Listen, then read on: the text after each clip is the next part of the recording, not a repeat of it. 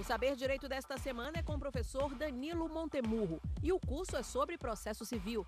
Tem dúvidas sobre o assunto? É só mandar um e-mail para saberdireito@stf.jus.br. Você pode também estudar pela internet acessando tvjustiça.jus.br. Olá, meus amigos, minhas amigas. Meu nome é Danilo Montemurro, advogado e professor. E no Saber Direito dessa semana, nós vamos falar sobre as ações de família e sucessões sob a luz do novo Código de Processo Civil. Nós vamos falar sobre as alterações, o que o Código trouxe de novo e o que ele manteve na sua vigência com relação ao atual Código de Processo Civil. Antes de falarmos do novo Código de Processo Civil, eu gostaria de falar sobre o processo legislativo que nos trouxe o Código de Processo Civil até hoje. Ele teve início no Senado e lá teve um trâmite bem rápido, um trâmite de algo em torno de 6 meses. No Senado, e especialmente por nós estarmos num momento de eleição, num momento de processo eleitoral. No Senado, após o processo, no Senado ele passou para a Câmara e aí sim teve um amplo processo legislativo, com ampla participação popular. Foi constituído comissões de juristas e especialistas em direito processual civil para a elaboração do texto final da lei. Também teve participação aí de representantes de profissionais e representantes de partes da sociedade. E a todos eles nós devemos o nosso agradecimento por ter concluído, por ter contribuído tanto com o texto do Código de Processo Civil. Nosso novo Código de Processo Civil traz um capítulo, ele dedica um capítulo exclusivamente às ações de família. É o capítulo 10, ele traz 7 artigos importantes para nós de forma absolutamente inédita. Nunca tivemos isso no direito processual civil e ele é muito bem-vindo. Ele é muito bem-vindo porque as ações de direito de família e sucessões são ações de extrema importância para o direito e para o poder judiciário. São ações, inclusive, que em algumas comarcas, nas comarcas maiores, há varas especializadas em ações de família e sucessões e nós não tínhamos a especialização, a especificação no Código de Processo Civil com relação a estas ações, o que era um contrassenso. O primeiro artigo da Lei das Ações de Família é o artigo 693 e ele vai nos contar o que são as ações de família. Quais são estas ações de família? E é o que nós vamos discutir nesta primeira aula. As ações de família são as ações de divórcio, as ações de separação. Olha aí, pessoal, a separação está aí no novo Código de Processo Civil. As ações de reconhecimento e extinção de união estável, também uma grande novidade, uma novidade que nos traz aí a atual vigência do Código de Processo Civil, a atual realidade do nosso sistema. Ele traz também ações relacionadas à guarda, à filiação também. No artigo 693, no artigo inaugural, ele vai nos contar também que este capítulo específico trata das ações de natureza contenciosa, ou seja, aquelas que se iniciam de forma litigiosa, sem que as partes tenham um acordo. Isso porque foi alocado muito bem no Código novo, no Código projetado, de forma a nos ensinar que há também a questão das ações de família de natureza de jurisdição voluntária, e nós vamos falar isso na próxima aula. Mas as ações de natureza contenciosa está definido e muito bem explicado no artigo 693. Como nós estamos falando de um código projetado, um código novo, vale aí uma ressalva com relação a esta questão, porque ele tramitou no Senado, ele tramitou na Câmara, ele foi aprovado nas casas e ele encontra-se para a sanção presidencial. Sem a sanção presidencial, nenhuma lei integra o instituto jurídico o sistema jurídico do nosso país. Então nós estamos aguardando isso. Nós estamos falando também de uma norma ampla e uma norma extremamente complexa, então, por razão pela qual ela vem acompanhada da vacatio legis, ela vem acompanhada do prazo de vacância, que é de 1 ano. Então, nós já temos aí 1 ano para estudar estas ações. É pouco, pessoal, é pouco por uma norma dessa natureza, então nós já devemos correr e estudarmos isso. Nos próximos dias ela vai ser aprovada e dali 1 ano, ou seja, lá por março de 2016, ela vai passar a valer. Muito bem, o artigo 693, como eu falava, ele traz quais são as ações de família e ele nos ensina que este capítulo se inicia de forma contenciosa. Ele vai tratar das ações de natureza, de jurisdição contenciosa. Muito bem. Falei que nós vamos tratar de divórcio, separação, reconhecimento, extinção de união estável, uma novidade trazida pelo Código de Processo Civil, guarda, visita e filiação. Filiação é todas as ações que diz respeito a quem são os pais, são as investigações de paternidade, as ações de reconhecimento de maternidade e paternidade. Muito bem, somente litigiosas. O parágrafo único nos traz também uma importante inovação com relação às ações de família, e ele nos ensina que as ações... Vale a pena ler, pessoal, porque é um código novo, é uma legislação nova, nós não estamos habituados com ela. Então, em aula, é importante que vocês conheçam não só a interpretação dos artigos, o sistema como um todo, mas também o texto legal de cada um dos artigos. E o parágrafo único nos diz: a ação de alimentos a que versar sobre interesse de crianças ou adolescentes observarão procedimento previsto em legislação específica. Muito bem, por que existe este parágrafo único? Porque nós temos ações específicas que vão tratar destes temas. Nós temos aí a lei de ação de alimentos e a lei de alienação parental, por exemplo, e o ECA, que são normas fora do Código de Processo Civil, mas que também tratam de procedimento. E estas normas, elas serão obedecidas, elas vão são mantidas, salvo um ou outro artigo que é revogado no Código de Processo, nós vamos ver mais para frente, mas elas são mantidas. Então, o parágrafo único nos traz justamente esta informação, esta importante situação. Muito bem, dando sequência ao artigo 694, com relação ao número dos artigos, pessoal, também é importante a gente discorrer que pode haver uma ou outra alteração. Então, vamos supor que um artigo, o artigo número 10, seja desmembrado em 2 artigos diferentes. Isso vai gerar um efeito cadeia em todos os demais artigos, em todos os 1.070 artigos que tem o Código de Processo Civil. Então, pode ser que quando da publicação, esse número que eu estou passando para vocês seja alterado. Eu acho difícil, mas vale a ressalva. O artigo 694 nos traz um princípio, nos traz um conceito geral do processo civil nas ações de família. E o texto deles nos diz o seguinte: nas ações de família, todos os esforços serão empreendidos para a solução consensual da controvérsia, devendo o juiz dispor de auxílio profissional de outras áreas de conhecimento para a mediação e a conciliação.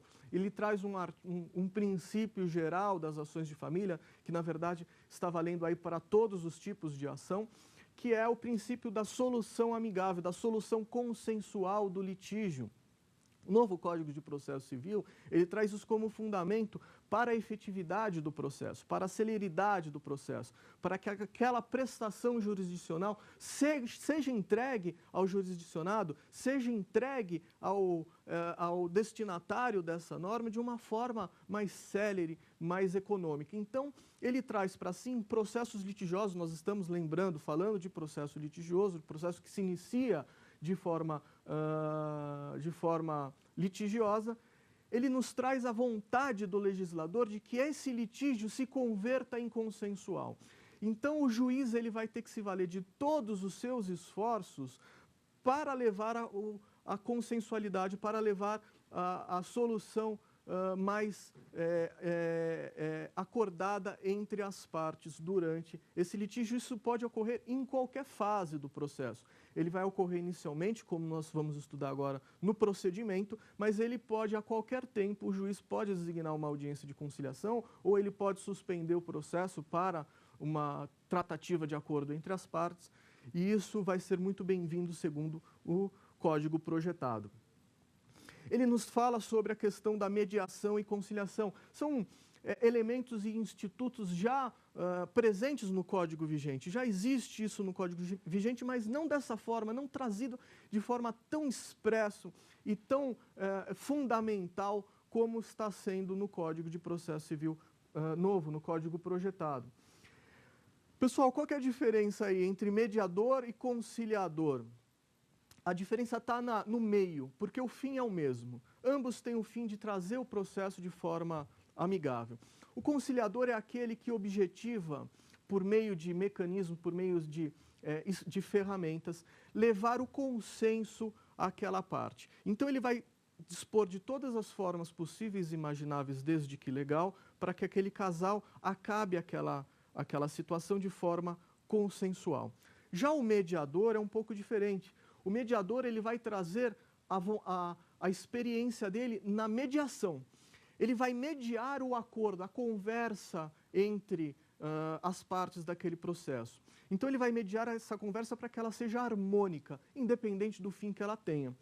Evidentemente que com a mediação há a facilidade há a possibilidade de que nós alcançamos o consenso no processo.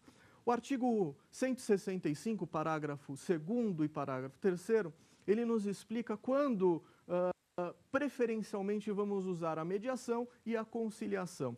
A conciliação ela é usada de forma preferencial, não é regra, é a preferência, nos casos em que as partes não tiveram um convívio, não tiveram uma relação antes do litígio, antes do processo. A mediação, ao contrário, ela vai trazer a mediação entre as partes do processo que antes do processo, antes do litígio, elas já tinham um relacionamento. Nós estamos falando aí de ações de família e sucessões, ações aqui especificamente de famílias. E ações de família ao pressuposto de que as partes, autor e réu, neste processo, já tiveram um relacionamento antes. Então, são cônjuges, são herdeiros, são parentes de qualquer natureza. Então, preferencialmente, nas ações de família, com base no artigo 165, nós vamos usar a mediação. Muito bem, pessoal. Dando seguimento, o artigo 694, ele traz um parágrafo único. O parágrafo único nos ensina, vou ler o texto. A requerimento das partes, o juiz pode determinar a suspensão do processo enquanto os litigantes se submetem à mediação extrajudicial ou atendimento multidisciplinar. Pessoal, vejam a grande inovação. Nós temos aí uma novidade fundamental, uma novidade importantíssima no processo de família. O parágrafo único, pessoal, do artigo 694, ele vai nos ensinar o seguinte. Se as partes forem se compor, seja amigavelmente, ou seja com o uso de mediação externa, de mediação extrajudicial, o juiz, a requerimento das partes, o juiz ele pode suspender o processo. Então, as partes, olha, nós estamos falando aqui de um divórcio em que está sendo discutido a questão da guarda ou a questão da partilha. Nós vamos nos submeter à mediação. Nós vamos escolher o nosso mediador, nós vamos ver isso lá para frente, é uma outra novidade, a possibilidade de escolha do mediador. Nós vamos escolher o mediador e eu quero a suspensão do processo enquanto a gente discute. Porque se nós discutirmos isso e isso surtir efeito, resolveu o processo. Por outro lado, isso nos traz um grande avanço, um grande benefício ao Poder Judiciário, que vai poder suspender um processo enquanto as partes estão se discutindo e dedicar atenção àqueles em que está correndo, aquele processo que está sendo tramitado. Isso foi um grande avanço e um importante avanço no Código de Processo Civil. Bom, pessoal, abro agora a oportunidade à nossa primeira pergunta do dia. A solução consensual dos litígios como princípio consagrado no novo Código já não é a atual realidade no Código de 73? Sim, esse é um princípio, é um conceito já utilizado no novo Código, já utilizado no vigente Código de Processo Civil, e isso já é uma realidade. Desde 73 já é, de fato, uma realidade. mas ela nunca foi trazida de forma tão expressa no Código. Ela nunca foi trazida de forma tão importante como nós temos isso no Código. Essa questão, esta apresentação da forma como ela é feita no Código de Processo Civil, ela é importante para a sua efetividade. Ela é importante para que nós colocamos este princípio, este conceito de forma usual, de forma habitual. Existem um sem números de casos, como por exemplo a questão do protesto, que nós vamos falar também, questão do protesto que já era uma realidade, mas não vinha sendo usada pelo atual Código de Processo Civil. A forma de apresentação expressa e trazida também como um conceito, um princípio geral do processo de família, ele vai certamente nos conduzir a uma nova realidade desta situação e vai levar esta vontade do legislador de trazer o consenso no processo numa realidade mais próxima de todos os processos judiciais. Muito bem, pessoal. Dando seguimento à nossa aula, vamos passar para o próximo artigo, que é o artigo 695. Eu também vou me permitir ler este artigo porque ele é muito importante.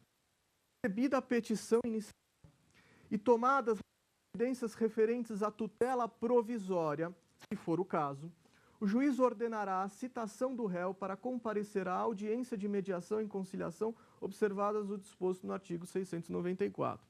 O que esse artigo está falando, pessoal? Ele está dizendo o seguinte, que o juiz vai receber a petição inicial ela vai ter lá os seus requisitos essenciais, trazidos lá no artigo 321. Ele vai expor qual é o pedido, qual é a causa de pedir, e o juiz vai receber esse pedido. Se tiver tutela de urgência a ser concedida, ele vai lidar com essa tutela. Se não tiver essa tutela, ele vai determinar a citação do réu, observados a questão do contraditório. Aqui nós lemos dois aspectos.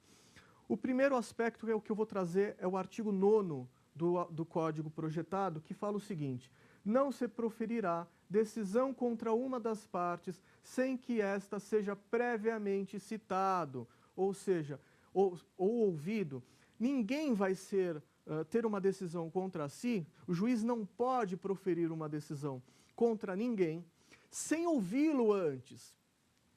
E o artigo 695 fala da questão de tutela de urgência. Ele pode, antes de mandar citar o réu, ou seja, antes de ouvi-lo, ele pode conceder essa tutela de urgência. E a resposta para esta situação está no parágrafo único, inciso 1º do artigo 9º. E o parágrafo único diz o seguinte: o disposto do caput não se aplica, ou seja, o juiz ele pode conceder uma tutela sem ouvir a parte contrária, é o chamado inaudita altera pars, sem ouvir a parte contrária, se houver a necessidade de uma tutela de urgência. Nós vamos falar sobre essa tutela de urgência logo mais. Ele fala também, o artigo 695, sobre a questão da petição inicial, recebida a petição inicial, e nós vamos falar um pouquinho aqui, abrir um parênteses para falar sobre os requisitos da petição inicial, porque ele traz uma novidade muito interessante. Os requisitos da petição inicial estão definidos no artigo 321 do Código projetado. E o artigo fala o seguinte: a petição inicial indicará, eu vou falar o inciso 2º, que é o que nos interessa, os nomes, os prenomes, o estado civil. Então vamos lá. Na petição inicial, você primeiro vai endereçar. É o inciso 1º, a petição inicial indicará a autoridade judiciária que vai julgar o caso. Então, você na petição inicial, em primeiro lugar, você endereça, você vai identificar quem é.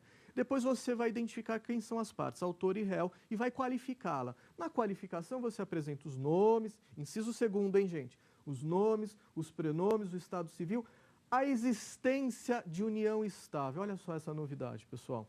Nós sabemos que união estável não gera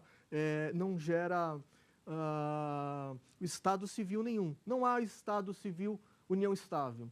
Ou você é casado, ou você é divorciado, ou você é viúvo, ou você é separado, mas você não é união estável. Aliás, muita gente está em união estável e não sabe que está em união estável. E o inciso 2º dos requisitos da petição inicial nos traz esta novidade. Então, se você está em união estável e sabe que está em união estável, você deve identificar isso na petição inicial. Então, é fulano, profissão, divorciado ou solteiro em união estável. Isso porque, para garantir, nós estamos falando de ações de família, aliás, isso vale para qualquer tipo de processo, não é só para as ações de família, mas especificamente para as ações de família, você deve identificar esta qualidade, você deve identificar esta situação, que você se encontra em união estável. Muito bem, pessoal. O parágrafo 1º do artigo 695, ainda estamos nele, falando sobre a recepção da petição inicial, as medidas urgentes, caso tenha necessário, e a citação. O parágrafo 1º nos fala o seguinte: o mandado de citação... Pessoal, muita atenção no parágrafo 1º, que é uma novidade extraordinária que o Código de Processo nos traz. O parágrafo 1º nos fala o seguinte: o mandado de citação conterá apenas os dados necessários à audiência e deve estar desacompanhado de cópia da petição inicial, assegurado o réu examinar o conteúdo a qualquer tempo. O que ele está falando aqui, pessoal?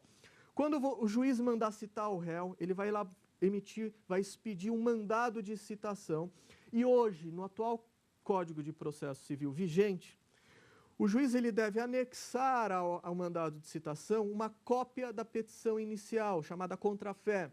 Para quê? Para que o réu conheça o processo que ele está sendo citado. Hoje, o réu ele vai ser citado para se defender.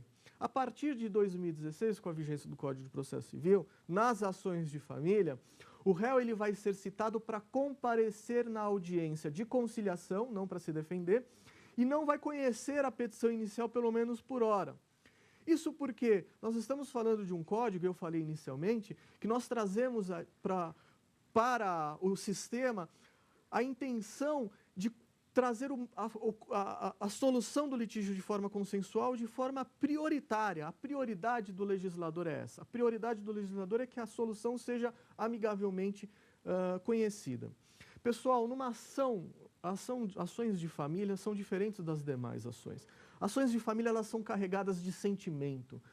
Petições iniciais são carregadas de ódio, carregadas de sentimentos viscerais da parte autora.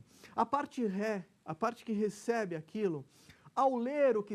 Bom, primeiro que ao receber o mandado de citação, aquilo para ela já vai gerar um dissabor muito grande.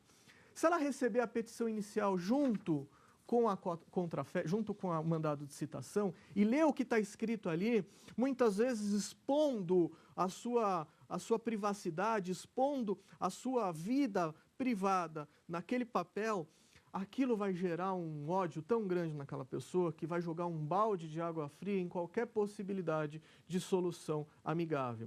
Então o legislador nos trouxe muito bem esta questão disciplinando, determinando que no mandado de citação não será juntado a contrafé, não será juntado cópia da petição inicial.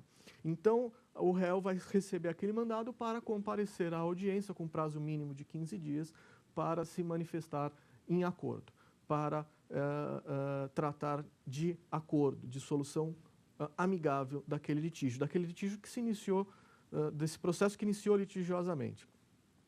Isso foi uma grande novidade, é louvável esse parágrafo 1º. O parágrafo 2º nos traz a questão da citação, que ocorrerá com um prazo antecipado, com antecedência mínima de 15 dias, evidente, para a parte tem que se preparar, a parte tem que salvar na agenda aquele dia da audiência, e a parte, principalmente, tem que procurar o seu advogado ou o seu defensor público. Ela já vai ter que se cuidar desta providência. O parágrafo 3º traz que a citação será feita na pessoa do réu. Na última aula, pessoal, nós vamos ver essa questão da citação, como é que ela vai se proceder com relação às ações de família, se ela vai ser por correio, se ela vai ser citação pessoal, enfim. Nós vamos tratar isso na aula adequada. O parágrafo 4º, por fim, do artigo 695, ele nos ensina que as partes deverão estar acompanhadas de seus advogados ou defensores públicos. Evidente, nós já estudamos isso no início do Código de Processo Civil, do Código vigente, nós já compreendemos que há a questão do poder postulatório e só advogado, devidamente inscrito na ordem dos advogados, é quem tem, advogado, o Ministério Público é quem tem poder postulatório, é quem tem poder para se manifestar em juízo. Então, se a parte não for advogada, ela vai ter que constituir um para falar por ela no processo. Esse princípio do poder postulatório, esta capacidade postular, ela se manteve no novo código, no código vigente, no código projetado.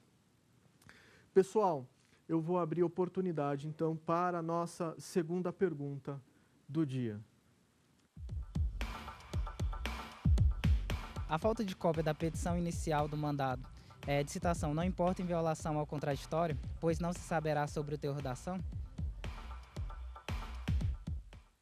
Não importa em ofensa ao direito do contraditório, porque a parte ela vai ser intimada para comparecer numa audiência de conciliação, elas vão se conciliar lá, a parte deve constituir advogado, o advogado pode ir no processo e conhecer o teor da petição inicial, os termos ali aduzidos e as provas ali juntadas, o advogado vai ter acesso a tudo isso.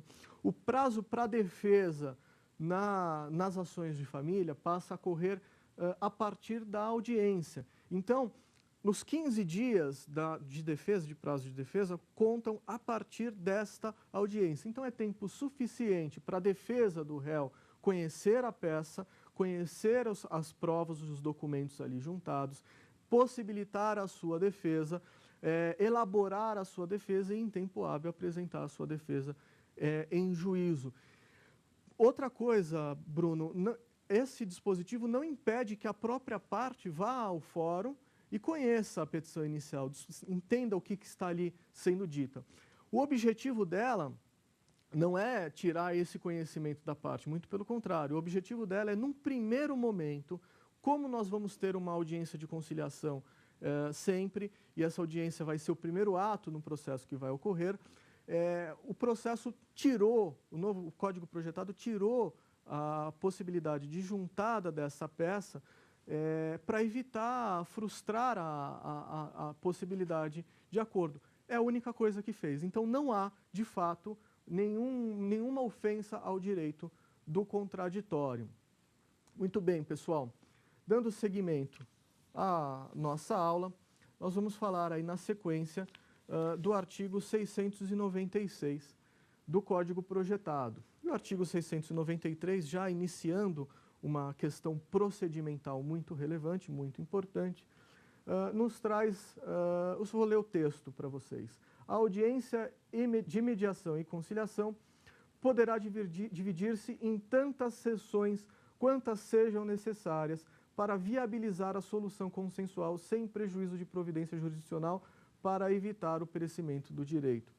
Pessoal, aqui é uma outra novidade, ainda em socorro ao princípio da solução consensual do litígio. O artigo 696 fala o seguinte: o juiz pode abrir quantas forem necessárias as audiências de conciliação. Não vai ser mais aquela audiência de conciliação inicial em que as partes tentam acordo ali, esse acordo muitas vezes é infrutífero, e aí entra o processo de forma litigiosa. Este processo ele só vai terminar de forma consensual após essa audiência infrutífera se as partes se compuserem fora do processo, os advogados se comunicam, se estabelece aí um determinado padrão de acordo e as partes formulam a petição pedindo a homologação desse acordo e apresentam em juízo. Então, o juiz só fica sabendo deste acordo, do entabulamento deste acordo, nestas ocasiões. Agora, com o artigo 696, isso muda. Com o artigo 696, as partes podem apresentar a qualquer tempo pedido de conciliação. Então, o juiz pode fixar tantas quantas forem necessárias estas audiências para que as partes conversem, para que as partes se entendam. Pode haver aí o uso de auxiliares da justiça, isso também foi uma novidade importante. Então, os auxiliares da justiça auxiliarão esse entabulamento. Então, o mediador, por exemplo, vai estar lá para auxiliar que as partes conversem de forma harmônica, de forma consensual e possam aí chegar a esse consenso. Então, mais uma homenagem a esse princípio do consenso no processo judicial. Muito bem, dando seguimento, pessoal, o artigo 697 nos traz outra questão procedimental, e ele vai nos ensinar o seguinte: não realizado o acordo, passarão a incidir, a partir de então, as normas do procedimento comum observadas no artigo 337.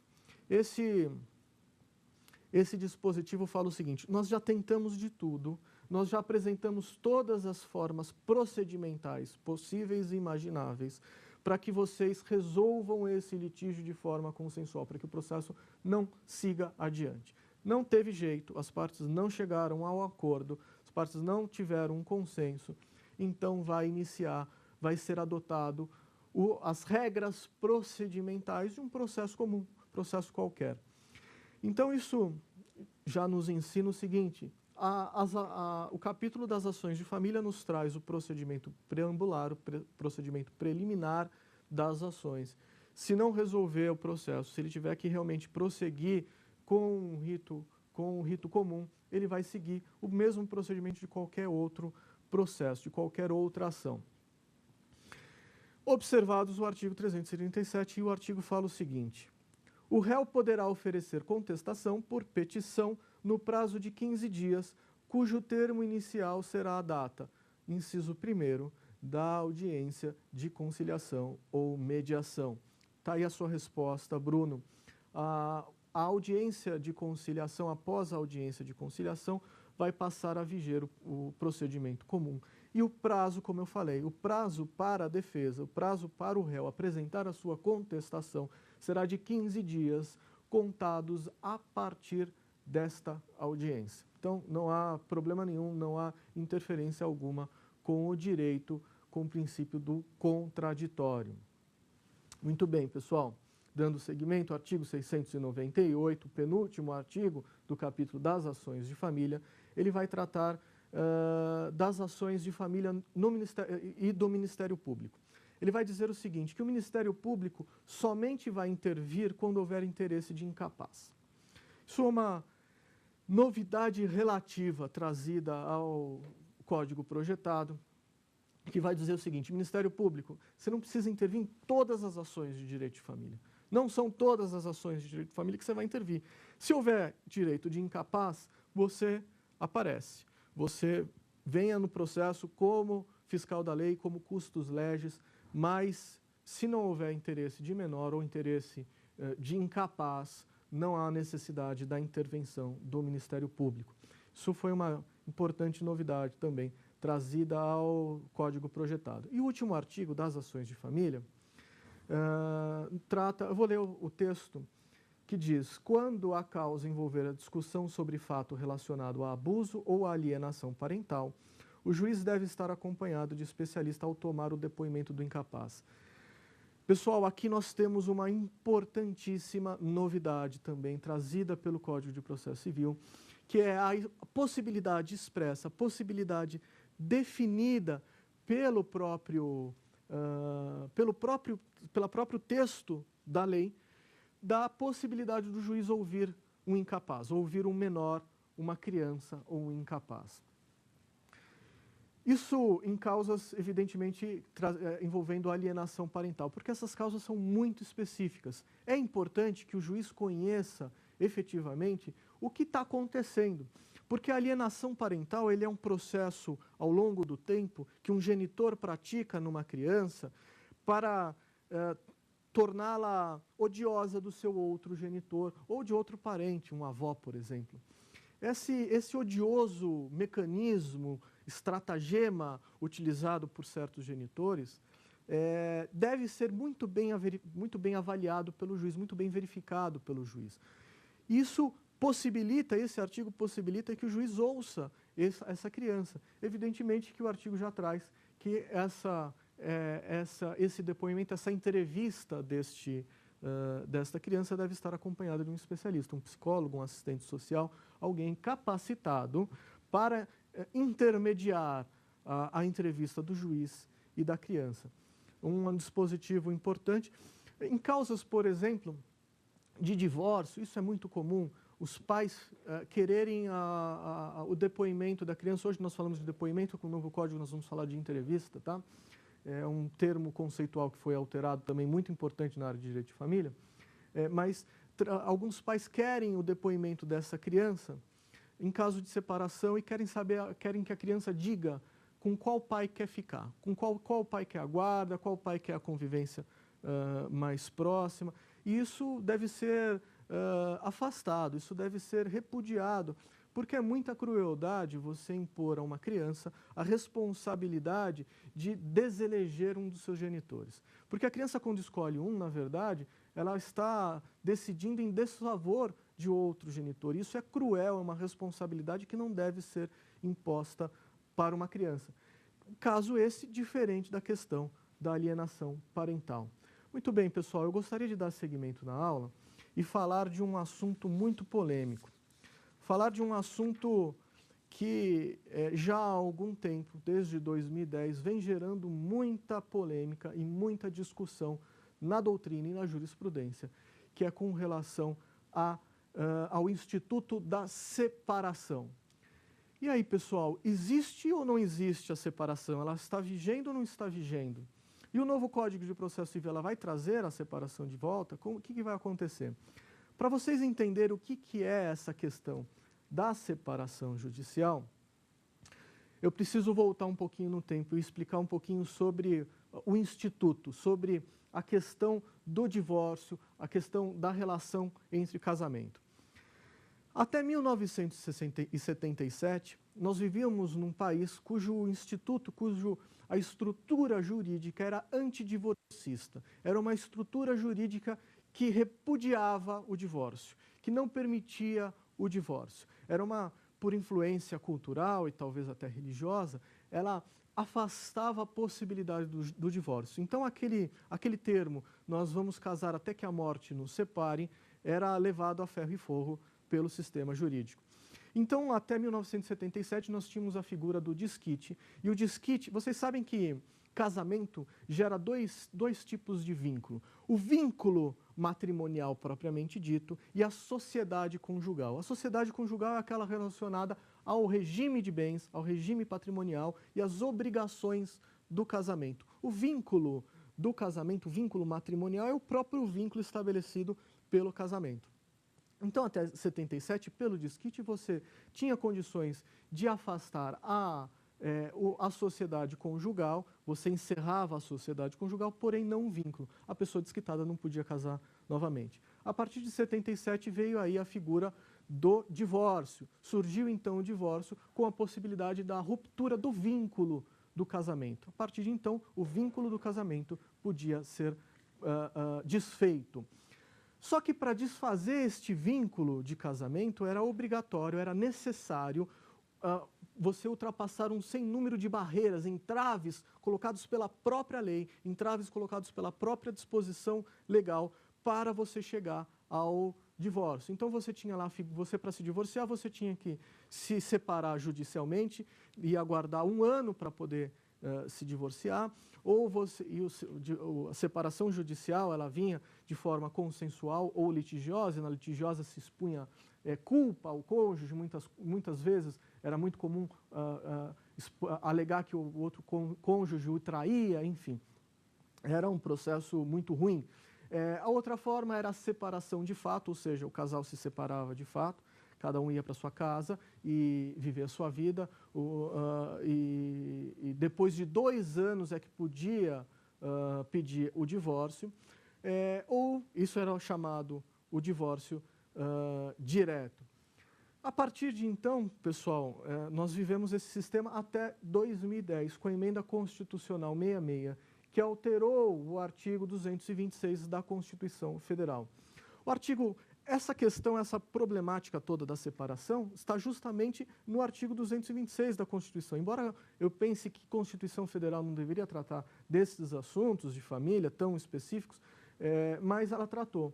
E o artigo 226 falava o seguinte: o casamento civil pode ser dissolvido pelo divórcio após prévia separação judicial por mais de 1 ano, nos casos expressos em leis, ou comprovada separação de fato por mais de 2 anos. Foi o que eu falei.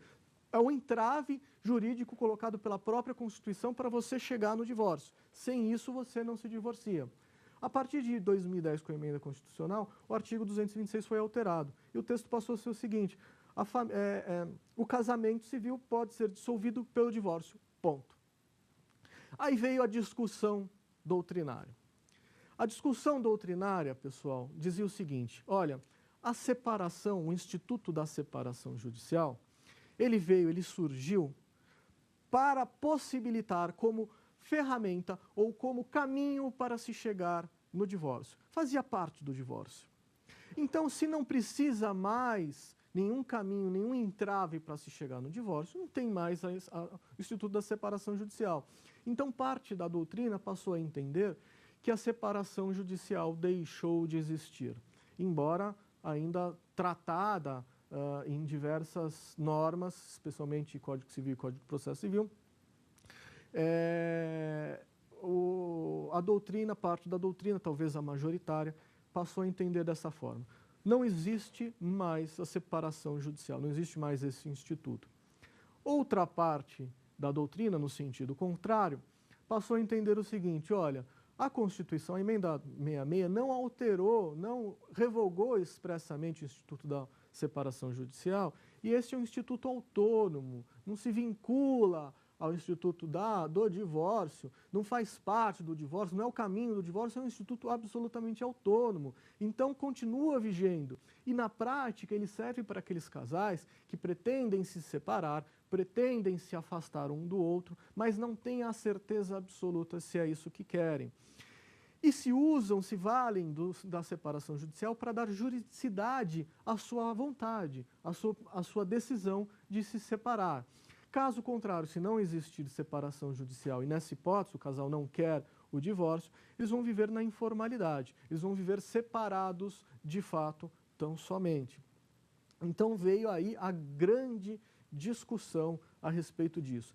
Discussão que se preserva até hoje.